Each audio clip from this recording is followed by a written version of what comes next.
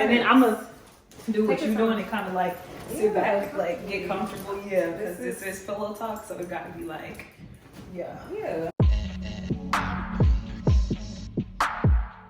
Welcome back to my Pillow Talk, guys. I have Solange here on my channel, and I'm so excited to finally sit with her. So, in case you guys don't know about what Pillow Talk is something that I created for me to bring women together to have real talk about real life. And so I decided to have Solange on for her to share her story. She is my life leader. She serves in students ministry for high school students, and she's also getting her degree in nursing. So. Oh my God. Don't remind me. Don't remind me. So I'm gonna go ahead and pass the torch over to her. She can share a little bit more about herself, and then we'll get right into her story. Yes, so as Chief Maka mentioned, my name is Solange Shepherd. I am initially from Las Vegas, Nevada. I've been in the DFW area for about 2.5, almost 3 years now. I am a part of one community church here. I do serve in our youth ministry, particularly high school girls I work with really closely. As well as I have the opportunity of getting to mentor, disciple, and pour into other women. And so yes, me and Chiamaka do life together. She is my sister, my friend, and I absolutely love her. And that's just a little bit about me. Yeah. Well, yes, y'all get in tune with her social media. I put all the information down below. I wanted to know your story, sis. I wanted to know, what was your life like before coming to Christ? Before even coming to the awareness of who God was in your life? So before coming to Christ, well, I'll just say this. I was raised in the church for the most part. We started going to church probably when I was like in the 4th grade. Okay. And I remember loving church at that time. I mean, absolutely loving church. However, fast forward a couple years later, as I got older and got into high school, kind of started drifting away because I wanted to do my own thing. The world was really appealing to me at that time. And I was just like, yeah, I kind of want to step out a little bit and see what this is like. And so I just remember the desire for church wasn't as strong then. I just wanted to do whatever I wanted to do, and church became an option for me. And so that's kind of how it was for a long time. I think my junior year in high school, what kind of was an eye-opening experience for me was a friend of mine, a friend who was in my friend group, was actually murdered in front of me at a house party. And that's when it was like a wake-up call, because it was like, I had never been that close to death before, but also it was just a reminder of God being a protector in that situation, because as bullets are flying around me, literally I can feel bullets. Not one bullet pierced me, not one bullet, not one bullet touched me, just to say it in short. And so I was reminded of God's sovereignty in that moment, but it also was a reminder that life can be taken at any moment. Yes. And it's precious. So that was a wake-up call for me. However, I would say that's when I was like, okay, like I got to get back to my faith, and God is good, God is real. And so slowly but surely I started getting back to it, but I wasn't quite there yet, because then at some point as I started getting back in, I started having doubts and questions and, things that I had never wrestled with before in my faith. And so at that time, it was just kind of like, okay, I saw the protection of God, that day.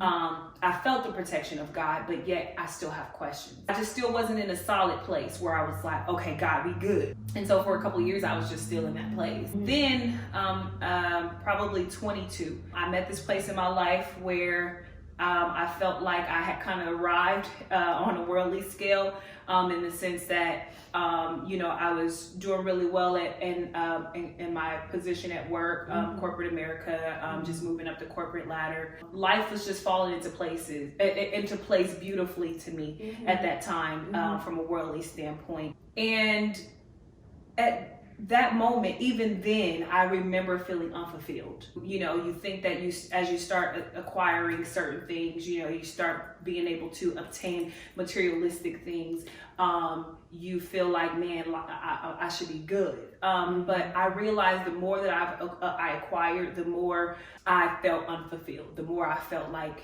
man, like there's still something missing. And as I began to feel that, then I was like, okay, like I got to figure what out what's going on. Yeah. But what I didn't know at the time is that God was really doing a work in a way that he wanted to draw me back to him. Yeah. So I just remember one particular day, waking up with this heaviness in my heart.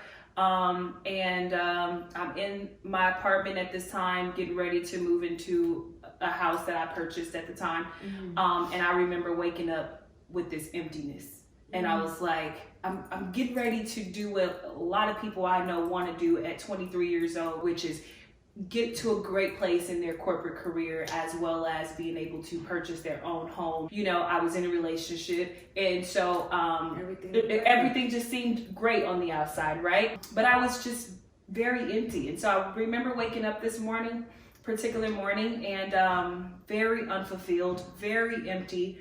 And I was like, okay, what is this? And I just remember going to a Christian bookstore, buying a book of prayers, and I'm like, I don't know, I need something. And I went back to my apartment that day, and as I began to read this small little prayer book that was only like $3, it just, something in me was happening, and I couldn't explain it. But I just remember in that moment I began to cry out for God like never before, literally at the top of my lungs. And I didn't even care if anybody around me heard, but I was in desperate need of him. And I was like, Jesus, whatever I need to do to get to you, like I need something right now. And I remember saying specifically, God, show me that you're real.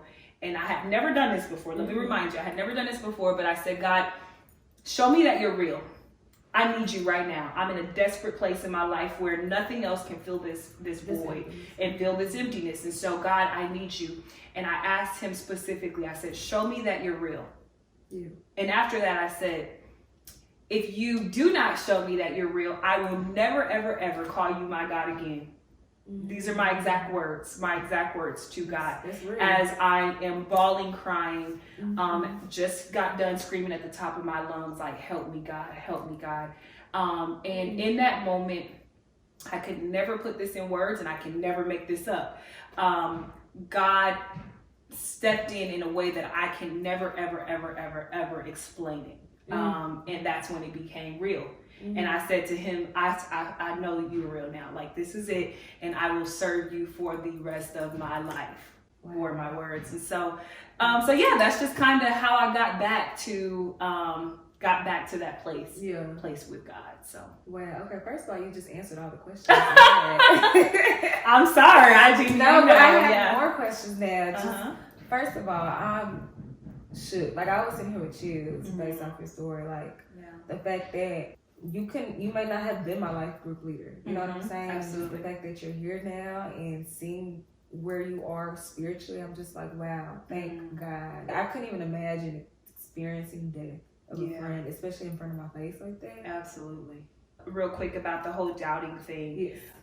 Any women that I have that come to me with doubts, or any young girls, teenage girls that come to me and they have doubts, I always encourage them by saying that you are in a great place. Meaning, when you have doubt, when you're in a place of doubting God, although some Christians may not agree, they may say, no, why should you doubt God? Why should you be in a place of doubt? You're not supposed to doubt, you're supposed to have faith.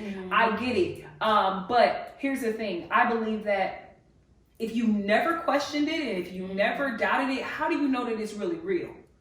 Because you kind of go into autopilot, meaning that someone taught it to you, and then now you kind of just riding off of what you've been taught without ever really questioning or critically thinking, why do I believe this word? Why did God really die for me? You know, all of those different things. And so until you get to a place where you're really questioning who is this God really, I don't think that you've really bought into who Jesus really is in the work of his ministry. So I always no, you're good. No, you're good. I thought that was a conversation when we get out this camera. Right, no, but it's okay, because I know I kind of get that response, right? Because a lot of people aren't telling you that. A lot of people aren't encouraging you when you're in a place of doubt and saying, no, it's okay to be there. A lot of people are trying to beat you over the head with Bible and trying to force you to get to a place where you're like, oh, I just need to walk by faith and not question at all. And I believe that God desires for us to be at a place where we are questioning to some degree, because that's where he really gets to show himself. Yeah. And so when I was in that place, that's when he really revealed himself to me. And at that moment, because I had my own personal experience with God, I was able to understand why my mother was strong in her faith, why my grandmother and my great grandmother, was strong in their faith, because they had their own experiences with God. And up until that point, I had never had my own experience with God. Mm-hmm. It was just things that I had heard or things that I was taught. And so it really pushed me into a place of really seeking him, and he revealed himself. Now that you have surrendered and now that you are living for God, what does that look like for you today? I am at a place in my life where I want to yield to God on every level of my life. And so I don't ever want to make a decision without him. And sometimes to some people, it may be the smallest decision that I'm like, I need to know God, like, that's what you want me to do.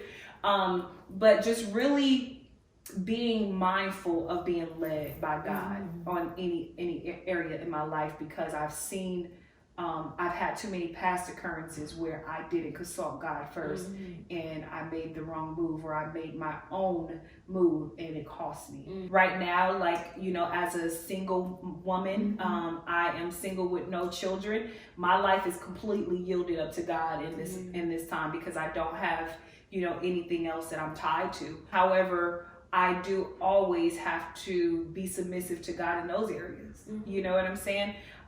Because it's eventually you're like, I want to be married, I want to have kids, all those things, but I don't want it more than, I always have to challenge myself to not want it more than I want God. I always have to rely on God in those areas. And it's amazing, because today it's not something that I'm pressed about. It's not something that I'm anxious for. It's not anything that I lose sleep about. It's something that I'm like, God, like I am good right now in this season of my life until you say it's time to make that next move. Right. And so I would just say, just really trying to yield to God in every area of my life. And it's challenging, but it's very worth it. It's very fulfilling at the same time. I love that. There's so much joy in being in a season where you are it's just you. Yeah. Just you and God. Yeah. I'm currently in this season right now because I too had a pass. Absolutely. We all do. We all do. And, it's crazy because at that time I'm thinking like, I need a man. Yeah. In my mind, I'm not saying I need a man. Absolutely. Looking back on your history, that's what your actions say. And so I'm at a place now, I'm just like, God, I don't even understand where my mindset was. Like, I don't know why I felt like I needed to be yoked up with an unbeliever, a guy that wasn't yielded to you. Absolutely. And I found myself in relationships where I was trying to pressure the dude to know you. Absolutely. When I needed to take that time to know you for myself. That's it. And so that's it. I'm just so grateful. This season that God has us in, just being yielded to him, surrendered to him, and just really seeking after him and getting to know him and learn more about him and dig deeper in him is worth it. I mean, Paul even said it in the word. This is a gift. Yes, it is. It is. And that's the thing. I love that you got that, right? Because a lot of women don't get it. They don't. And no I offense, get sorry. no, definitely no offense. If it's you, listen, we good. We love you. It really is no shade. It's no shade, okay? I was there before, so let me just tell you. Right. But I get women that ask me, just about how do I stand firm in my faith, and how do I resist those temptations, and how do I resist, those desires, and all of those things. And I really agree with something that you said about when you're in that season. I'm still currently in a season of singleness, but I went through a season where when I really, really, like I said, after having these questions and all this stuff and really started seeking God, I went through this very lonely season. Very, very lonely season, because I had got out of that relationship. My friends at the time, because they were not in a place I was going to in Christ, we were no longer friends because, you know, they were still in the world, and I was trying to separate myself from that. And then at the church that I was in at the time, I just didn't have great women around me. Let's just say that. I did not have godly women who were pouring into me and showing me the way. And so at that time, I went through the loneliest and hardest season of my life, but yet it was the most humbling experience, as well as it taught me a lot about God. It strengthened and fortified my faith because of the simple fact on those days where it felt like the agony. If you ever, I know, I'm sorry. I'm sorry. Girl, listen, let it flow, honey. But even if you read the writings of Paul, where he expresses his agony, right? When I read those, sometimes I can literally feel his agony, although it's not the same, because I remember those lonely, hard seasons where I didn't have anything else, but I clung to the word because I would be in my room fighting back tears, and not even sometimes fighting, just letting them flow, where I am questioning, like, is this walk even worth it for me to continue to be in this much pain because I'm so lonely? I just remember it was a very, very hard season, but it was the best season for me in the sense that I learned of God. I learned of God, and not only that, I recognized that God was everything I needed him to be when I look back, because he was the friend that I needed to be. He was the comforter that I needed in that time. He was the provider when I needed it. He was everything that I needed in that time. But if it had not been for that season, I don't think that I would be as strong in my faith as I am, because I wouldn't have been as intentional about spending time in my word, or really sitting still in his presence, or really trying to acquire the knowledge of what his word says about me and about himself. And so ladies, I'm saying that to say that if you are in that season of loneliness, if you're in a season where you're in agonizing pain because you feel like, God, this is unbearable to be alone, I just want to encourage you that you are right where you're supposed to be, that you use this time to really, understand whatever it is that God is calling you to in that season missionally, as well as getting to know like what God says about you in his word, and what he says about himself in his word. And so use that time to fortify yourself and be strong in your faith. It's hard. It really is hard, but do it. Seriously. But do it.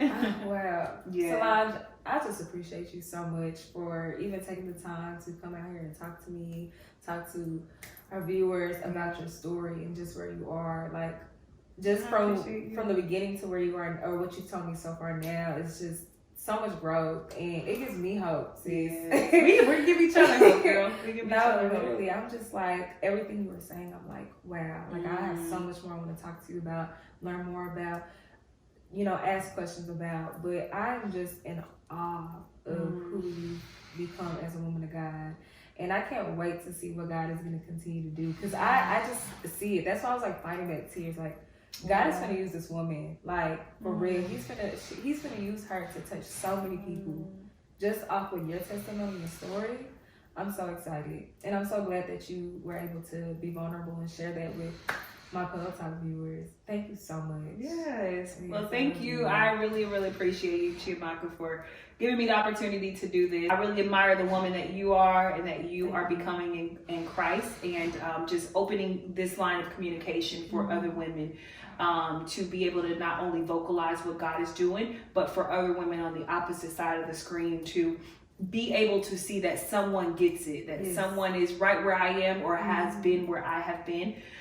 It gives you hope. It gives them hope. It gives them the opportunity to continue to run hard after God.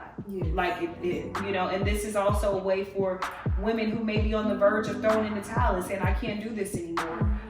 This may be that very vehicle that God would use to minister to them, to get them back in the game. So just continue to do what you do. Continue to let your light shine. And I appreciate you. Oh my God. Yes. Well, that wraps up another Pillow Talk, guys. Thank you guys so much again for watching. Again, I will put her social media down below so you guys can follow her and keep up with her. So yes, thank you so much. Yes, thank you. Oh my God. Yes, girl. Thank you. Ooh.